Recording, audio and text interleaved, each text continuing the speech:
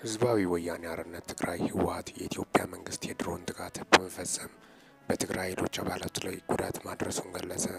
ህወሓት ማምሻውን ባወጣው መግለጫ የትግራይ ክልል ከአፋር ጋር በሚዋሰንበት አካባቢ አርብ ጥቅምት 28 2018 ዓ.ም ስለተፈጸመው የድሮን ጥቃት ዝርዝሩን ባይገልጽም ጉዳት መድረሱን አመልክቷል። ይህ የድሮን ጥቃት በአካባቢ በነበሩ የትግራይ ሰራዊት አባላትና ነዋሪዎች ላይ ጉዳት አድርሷል ያለው መግለጫ ይህ የድሮን ድብደባ ፕሪቶሪያ ስምምነትን ሙሉ በሙሉ የጣሰና የከፋ አደጋ ውስጥ የከተተ ነው ብለዋል። የትግራይ ኃይሎች 15 ኪሎ ሜትር ዘልቆ ወደ አፋር ክልል መጋሌ ወረዳ ገብተዋል ሲሉ ዋና አስተዳዳሪው ገሰጹ።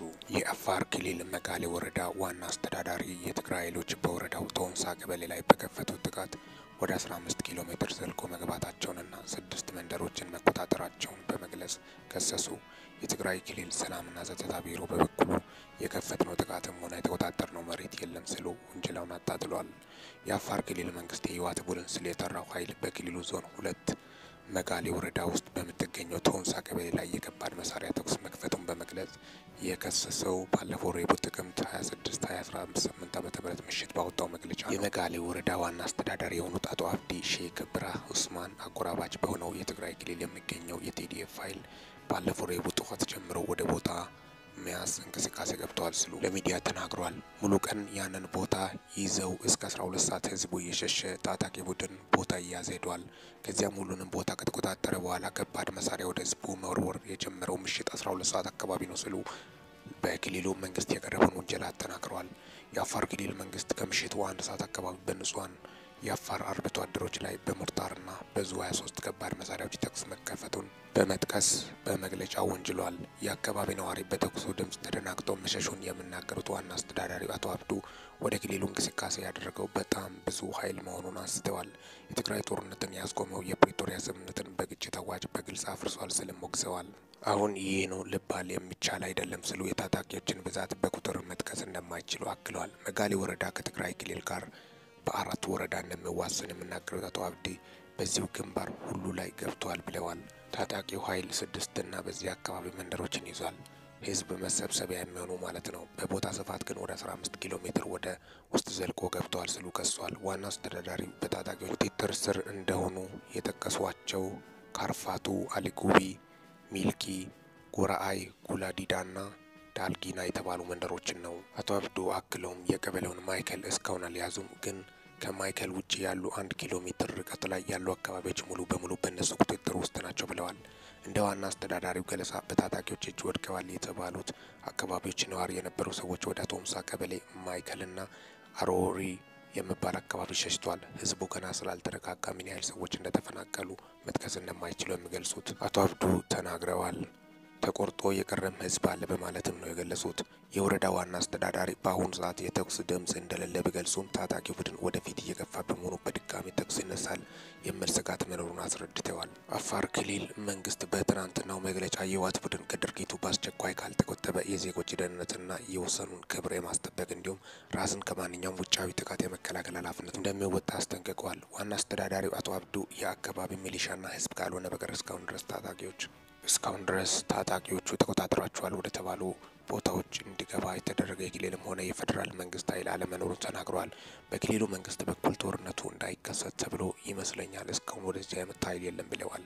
ጥቃት ተከፍቶባቸዋል በተባሉት አካባቢዎች ላይ ሀራ መሬት ወይም የትግራይ ሰላም ኃይል በመባል የሚታወቁት ከትግራይ ኃይሎች የተገነጠሉ ታጣቂዎች ስለመኖራቸው ጥያቄ የቀረበላቸው አቶ አብዲ የተያዘው ቦታ ተኩስ የተከፈተበት አካባቢም ላይ እንደዚያ የሚባሉ ሰዎች የሉም ብለዋል። በአፋር ክልል መንግስት የቀረበውን ክስ በተመለከተ ለትግራይ ክልል ሰላምና ጸጥታ ቢሮ የጸጥታ ዘርፍ ኃላፊ ለሆኑት ብርጋዴር ጄኔራል ተክላይ ኪዳኔ ጥያቄ አቅርበዋል። የጸጥታ ዘርፍ ኃላፊው አፋር ገብተን የተቆጣጠርነው አንድም ቦታ የለም ሲሉ በትግራይ ኃይሎች ላይ የቀረበውን ክስ አስተባብለዋል። እኛ የከፈትነው ግጭት የለም፣ እንደዚህ አይነት ዝግጁትም የለም የሚሉት ብርጋዴር ጄኔራል ተክላይ በምላሹ የአፋር ኃይልና የሀራ መሬት ኃይሎችን ተደጋጋሚ ትንኮሳዎችን ፈጽሟል ሲሉ አክለዋል። በአፋር ራሳቸውን ሀራ መሬት ብለው የሚጠሩት በተደጋጋሚ ከአፋር ኃይል ጋር ሆኖ የተለያዩ ቦታዎች ላይ ጥቃት ሲፈጽሙ ነበር። የሰውን ጉዳት ደርሶብናል፣ እናውቃለን። የደረሰውን ጉዳት ግን በሚዲያ መግለጽ አንፈልግም ሲሉ ለሚዲያ ተናግረዋል። ብርጋዴር ጄኔራል ተክላይ ተደጋጋሚ ጥቃት ተፈጽሞባቸዋል የሚል የጠቀሷቸው ሞላዚት፣ አሳ፣ ደሳሀ፣ ወጀራትና ገረብ አገው የተባሉ አካባቢዎችን ነው። ባለፈው ሳምንት እሁድ ጥቅምት 23 2018 ዓ.ም ገረብ አገውና ደደርባ በመባል አካባቢ ትንኮሳዎችን ፈጽመዋል፣ ጉዳትም ደርሷል በማለት ወንጅለዋል። እንዲያውም እንጠያየቅ ከተባለ ብዙ አያስፈልግም ብለን ስላሰብን እንጂ አፋር ልዩ ኃይል የትግራይ ቦታዎች ተቆጣጥሮ እንደሚገኝ እናውቃለን። ይህንን በይፋ ለህዝባችን ግልጽ እናደርጋለን ሲሉ አክለዋል። የትግራይ ክልል ጊዜያዊ አስተዳደር እነዚህ እንቅስቃሴዎችን በተመለከተ የወሰደው ራስን የመከላከል እርምጃም ሆነ የተሰጠ ግብረ መልስ እንደሌለ የጸጥታ ዘርፍ ኃላፊው ይናገራሉ። ራስን ለመከላከል ካለንበት ተነስተን እርምጃ መውሰድ እንችላለን፣ ግን አላደረግነውም።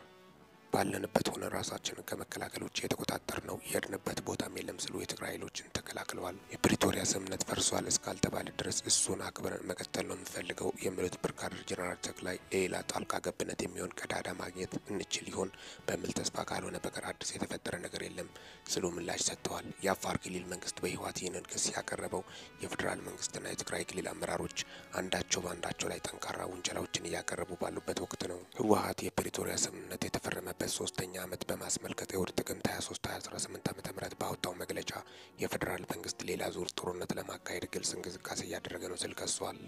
የፌዴራል መንግስት ታጣቂዎች በመመልመል በማሰልጠንና በማደራጀት የትግራይ ህዝብ እርስ በርሱ እንዲዋጋ እየሰራ እንደሆነ በመጥቀስም ወንጅለዋል። በማግስቱ በመከላከያ ሰራዊት ሰሜን እዝ ላይ የተፈጸመውን ጥቃት ለመዘከር በተካሄደ ስነ ስርዓት ላይ ንግግር ያደረጉት የጦር ኃይሎች ጠቅላይ ኤታማዦር ሹም ፊልድ ማርሻል ብርሃኑ ጁላ ደግሞ የክህደት ቃል ሲሉ የጠሩት የህወሓት ቡድን እስካልተነቀለ ድረስ ኢትዮጵያ ሰላም አታገኝም ሲሉ ተደምጠዋል።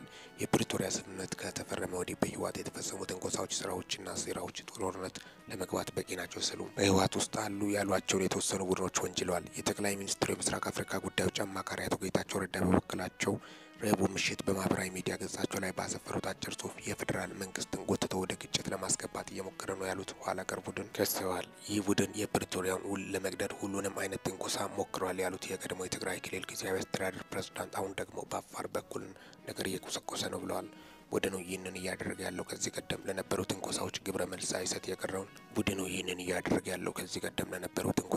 መልስ ሳይሰጥ የቀረውን የፌዴራል መንግስትን ጎትቶ ወደ ግጭት ለማስገባት እንደሆነ በጽሁፋቸው አስፍረዋል። ይህ እንቅስቃሴ ባለቃቸው ትዕዛዝ እየተፈጸመ ያለው ሻዕቢያ አጀንዳ ነው ብለዋል። አቶ ጌታቸው ለዚህ ተግባር ቀንደኞቹ ፈጻሚዎችና ተጠያቂዎች በሚል የጠቀሷቸው የትግራይ ክልል ሰላምና ጸጥታ ቢሮ ኃላፊ የሆኑት ሜጀር ጄኔራል ፍስሐ ኪዳን ወይም ማንጁስና ሜጀር ጄኔራል ዮሐንስ ወልደ ጊዮርጊስ መዲድን ነው። አቶ ጌታቸው የተደረገ ነው ያሉትን እንቅስቃሴም ማስቆም የሚችሉትም እኚሁ ከፍተኛ የጦር አዛዦች እንደሆኑ ገልጸዋል።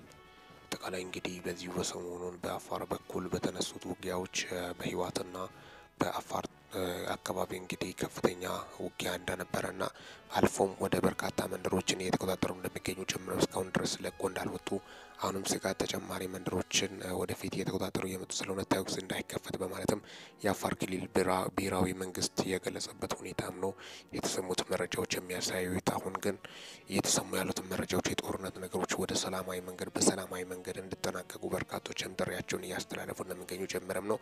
እስከ መቼ ነው አፈሙዝ ከአፈሙዝ የሚመጣ ነገር የለም የባሰ እልቂትና ከሳራ እንደሆነ ጀምረም ነው መረጃዎቹም እየወጡ ያሉት። አጠቃላይ ያን በማስመልከትም ዕለታዊ መረጃዎችን በማስመልከትም ነው የወጡት መረጃዎች እጅግ አሳዛኝና ልብ ሰባሪ የሆኑት መረጃዎችን በማስመልከትም ነው ለእናንተ ይዤላችሁ መጣሁት። እስካሁን ድረስ አብሬያቸው ቆየሁት። ሚኪ ነኝ ከሚኪታ ቦረንፎ። ለዚህ ቁም ነገር አዘል ቻናል አዲስ ከሆናችሁ ሰብስክራይብ በማድረግ ቤተሰብ ይሁኑ። ይህንን ቪዲዮ ላይክ፣ ሼር እና ኮሜንት በማድረግም ላልሰሙት እንዲዳረስ ያደርጉ። ለእሳታት ያሉኝ መረጃዎች ይህን ይመስላሉ። በወቅታዊና አጫጭር እንዲሁም ሚዛናዊ መረጃ እስከምንገናኝ ድረስ በያላችሁበት ዓለም ክፍል ሰላም ያቆያችሁ።